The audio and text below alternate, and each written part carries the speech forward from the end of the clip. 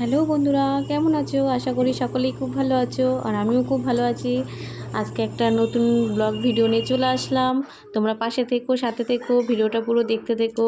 তো চলো আজকে ভিডিওটা শুরু করা যাক।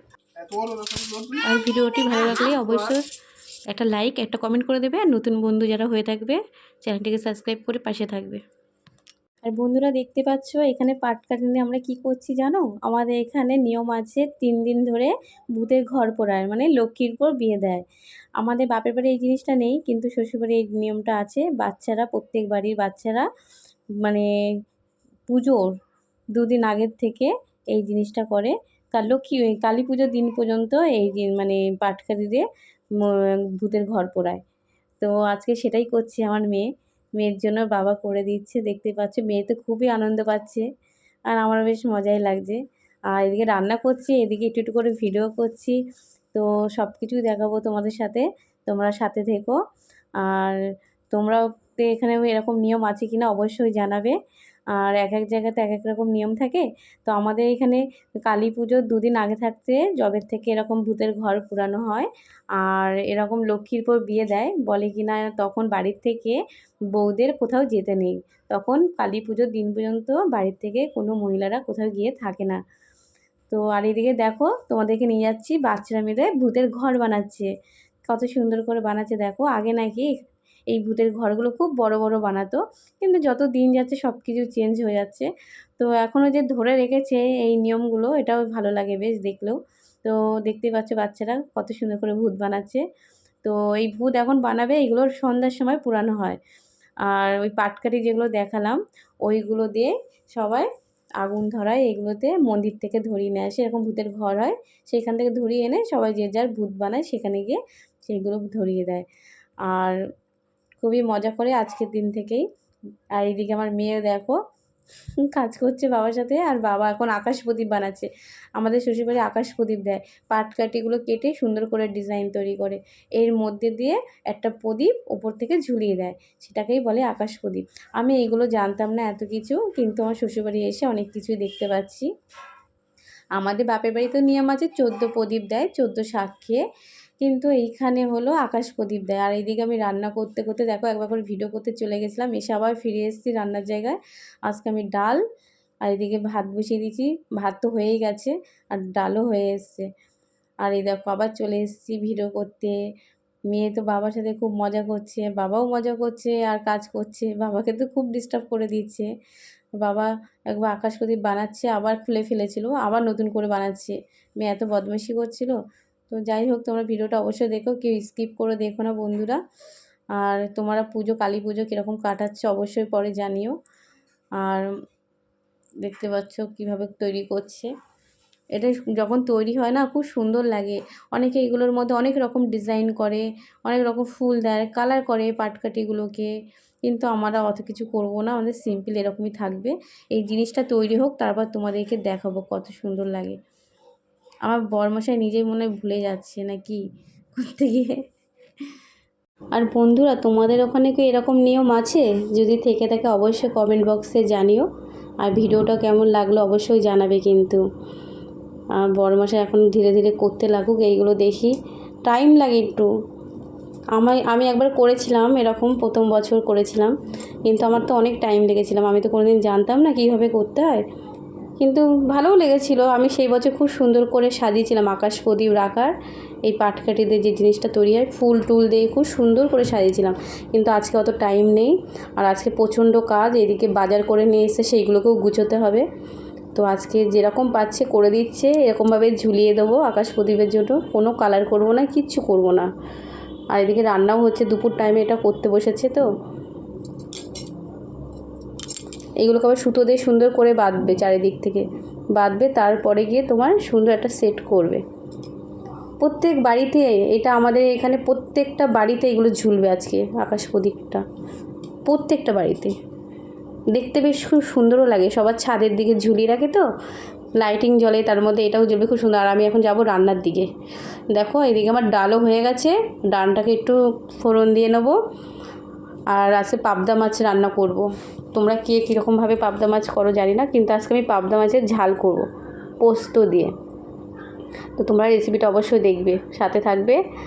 আর আমি ডালটা এখানে ফোড়ন দেবো, জিরে ফোড়ন, কাঁচা লঙ্কা দিয়ে শুধু ডালটাকে ফোড়ন দেবো।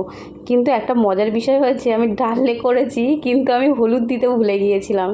আসলে একবার নিচে ওপরে এদিক ওদিক ছুটছি তো, ওর জন্য হয়তো মনে ছিল না। তো ডালটা ফোড়ন দেওয়ার পরে দেখলাম যে হলুদ দিইনি, তখন আবার গিয়ে হলুদ দিয়ে দিয়েছি। আর আমি এর মধ্যে কিছু ধনে পাতা কুচি দিয়ে দিলাম, খেতে টেস্টটা ভালো বেড়ে যাবে। আর এই দেখো আমি একদিকে আর একটা কড়া বসিয়ে দিয়েছি, এটার মধ্যে সর্ষের তেল গরম করে দিলাম, ভালো করে হিট করে গরম করে নিলাম যাতে মাছ লেগে না যায়। এবার মাছগুলোকে ভালো করে ভেজে নেবো এদিক ওদিক করে। মনে মনে যার প্রতি রাগ থাকবে দেখবে মাছ ভাজার মতন করে সুন্দর করে ভাজবে, মনের রাগ সব মিটে যাবে। রাগ পুষে রেখে তো লাভ নেই, ওই জন্য রাগটাকে এভাবে বের করে দাও, ভালো লাগবে।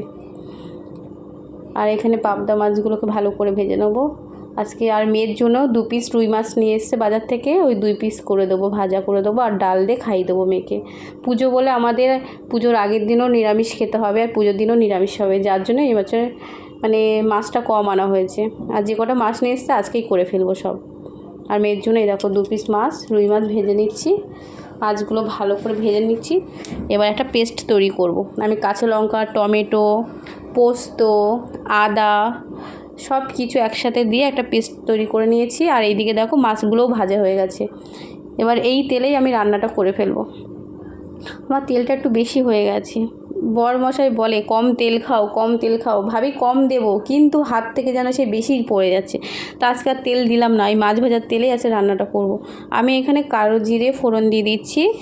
কালো জিরে ফোড়ন দেওয়ার পরে ভাজা সুন্দর একটা গন্ধ বেরোলেই আমি এর মধ্যে পেস্টটা দিয়ে দেবো। শিলে বাটা হলে খুব সুন্দর হয়, শিলে বাটা মশলায় রান্না খুব ভালো হয়। আমি তো আর শিলে বাটা কোথায় পাবো, ওই জন্য আমি পেস্ট করেই দিয়ে দিলাম। আমাদের এখানে আবার শ্বশুরবাড়িতে শিলে পেঁয়াজ রসুন তোলে না জানো বন্ধুরা, তো এর জন্য যত কিছু সব মিক্সিতে করতে হয়। আর হলুদ দিয়ে দিলাম, দিয়ে স্বাদ অনুযায়ী লবণ দিয়ে দিলাম, দিয়ে একটু মশলাটাকে ভালো করে নেড়ে একটু কষিয়ে নেবো যাতে কাঁচা গন্ধটা না থাকে। আমার মশলাটা প্রায় ভাজাও হয়ে গেছে, সুন্দর একটা গন্ধ বেরিয়ে গেছে দেখতে পাচ্ছ। এর মধ্যে আমি মিক্সি ধোয়া বাটিটা জলটা দিয়ে দেবো, দিয়ে জলটাকে ভালো করে ফুটিয়ে নেবো। আর একটা কথা, পোস্ত হোক বা সর্ষে দিয়ে কোনো আইটেম মাছে রান্না করলে একটু ঝোল ঝোল থাকতে নামিয়ে নেওয়াটা ভালো, নাহলে না ঝোলটা পরে বসে যায়। তো আমি একটু ঝোল ঝোল মতনই নামাবো। ঝোলটা ফুটে উঠেছে, মাছগুলো দিয়ে দিচ্ছি, দিয়ে আমি ঝোল ঝোলই নামাবো। আমি বেশি শুকনো করব না, কেন এমনি বসে যাবে পরে। দেখতে পাচ্ছ মাছগুলো দিয়ে দিলাম, মাছগুলো দিয়ে ভালো করে ফুটিয়ে নেবো।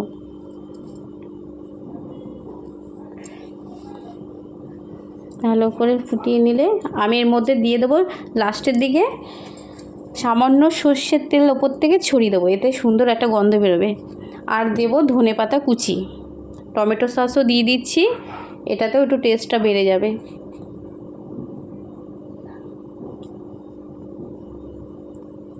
এবার ফুটেই উঠেছে, আর একটুখানি সময় রাখবো, রেখে এবার ধনেপাতা কুচি দিয়ে দেবো এর মধ্যে, কাঁচা লঙ্কা দিয়ে দিচ্ছি, দিয়ে আর একটু নামিয়ে মানে ফুটিয়ে নামিয়ে নেবো। আর আমার বাজারগুলোও রয়েছে, সেইগুলোকে গুছোতে হবে। মেয়ের বাবা ঘুরতে যাবে বলে বাজারগুলো করে রেখে দিয়ে গেল, বললো আমি তো থাকবো না, তো আমি অ্যাডভান্স তোমার বাজার করে দিই। বাজার শেষ হয়নি, আগের মাসের বাজার এখনও রয়েছে, তার মধ্যেও বাজার করে দিয়ে গেল। একদিকে ভালো হচ্ছে, 10 দিন থাকবে না, তখন কি হবে যদি কোনো কিছু প্রয়োজন হয়। আমি তো আবার বাইরে যাই না, কোনো সময় দোকান টোকান বেশি একটা যাই না। তো চলো, এদিকে রান্নাও শেষ হয়ে এসছে আমার প্রায়। এবারটা নামিয়ে নেবো, গ্যাসটা অফ করে দেবো, দিয়ে বাজারগুলোকে এবার একটু গুছিয়ে রেখে দেবো। অত বাজার আবার বেশি টাইম নেই, গোছানোর টাইম নেই আজকে, তা দেখি কোনো রকমভাবে একটু গুছিয়ে নিই। আর চলো একটা জিনিস দেখাবো, দেখেছো বন্ধুরা, এই দেখো আকাশ প্রদীপটা ঠিক এরকমভাবে তৈরি করে, এই মাঝখানে মাটি দিয়ে প্রদীপটাকে বসিয়ে দেয় সুন্দর করে। আমাদের এখানে 2টো প্রদীপ দেওয়া যাবে, উপরে একটা থাকে দেওয়া যাবে আর নিচের থাকে একটা দেওয়া যাবে, রাতেরবেলা খুব সুন্দর লাগে। আর এই দিকে দেখো চলে এসেছি, এবার বাজারগুলোকে আমি গুছিয়ে নেবো। প্রচুর বাজার করেছে, আটার চাউমিন নিয়ে এসছে, আমি কোনোদিন আটার চাউমিন খাই না, জানি না কেমন লাগে খেতে, খেয়ে দেখতে হবে। তো এই বাজারগুলোকে এবার একে একে গুছিয়ে নেবো সুন্দর করে। আর বরমশাই ঘুরতে যাবে বলে খেজুর বাদাম এই সমস্ত নিয়ে এসছে। ওখানে গেলে তো পাহাড়ের দিকে গেলে বেশিরভাগ খেজুর বাদাম খেলে ভালো নাকি, এনার্জি পাওয়া যায় ভালো, তা নিয়ে এসছে, সেইগুলোকে গুছিয়ে রেখে দেবো সুন্দর করে। আর দেখো এই বাজারগুলো এতগুলো সব আমাকে গুছোতে হবে। আর এই যে খেজুরগুলো নিয়ে এসছে। আমি আবার খেজুর খুব একটা পছন্দ করি না খেতে, তো আমার মেয়ে খায়, তার 2টো ডাব্বা নিয়ে এসছে খেজুরে। আর এই দেখো মেয়ে ছুটে এসছে, মেয়ে এসে বলে বিস্কুট খাবো। বিস্কুট খায় না, বায়না, বিস্কুটের একটা প্যাকেট নিয়ে এখন যাবে বাবার কাছে। আর খেজুরটাও নিয়ে চলে গেল, দেখেছো? এখন বাবার কাছে গিয়ে বায়না করবে, এখন গিয়ে খেজুরটা খুলে দাও, খাবো। আর এদিকে আমার বরমশাই এখন অ্যাকোয়ারিয়ামের জলটাও পাল্টে নিচ্ছে। আর যখন থাকবে না আমাকে সব একা হাতে সব গুছোতে হবে এরকম। তো আমার এদিকে গুছানোও শুরু হয়ে গেছে। তো বন্ধুরা, তোমাদের ভিডিওটা কেমন লাগলো অবশ্যই জানিও। সবাই ভালো থেকো, সুস্থ থেকো, টাটা, বাই বাই।